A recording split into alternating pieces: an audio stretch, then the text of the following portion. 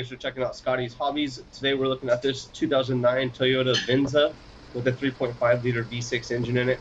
This should be the same, if not very similar, to all 2009 to 2015 year models with the 2GR-FE V6 engine.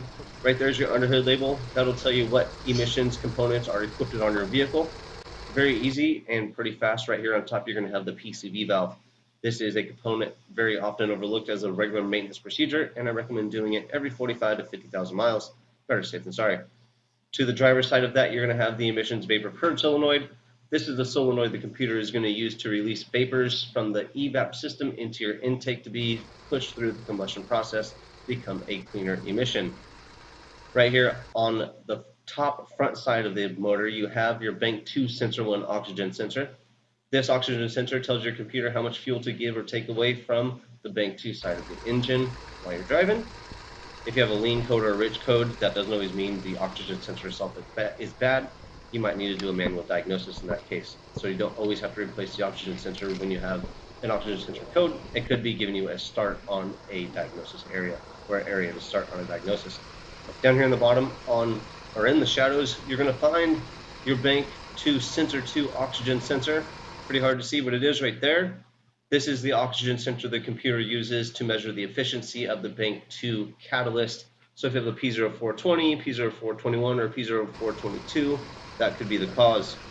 If you need any parts that I'm pointing out in this video, make sure you look in the description for a link to purchase those. I usually do my best to find the best deal for you.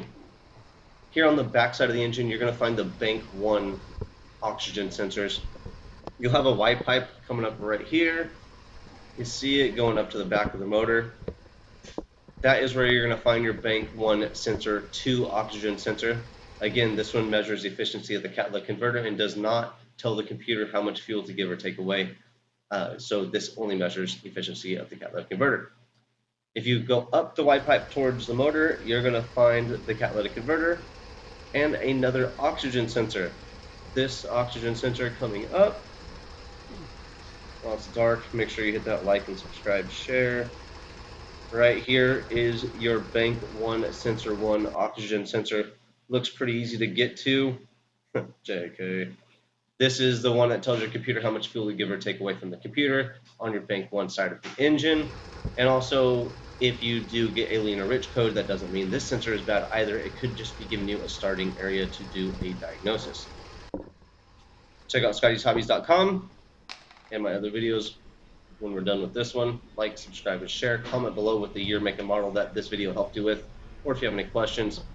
Here on the back of the vehicle, you're going to find some emissions components. Starting off is going to be the leak detection pump.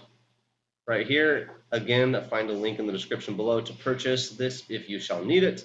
It is attached to the emissions vapor canister. This is what stores the vapors to be pushed either out through the intake, through the purge solenoid, or into the atmosphere if the vehicle is not running. You'll see these hoses lead either to the atmosphere or up to the front of the vehicle. If you need to see them, here you go. Hopefully that might help you out with a little diagnosis or whatnot.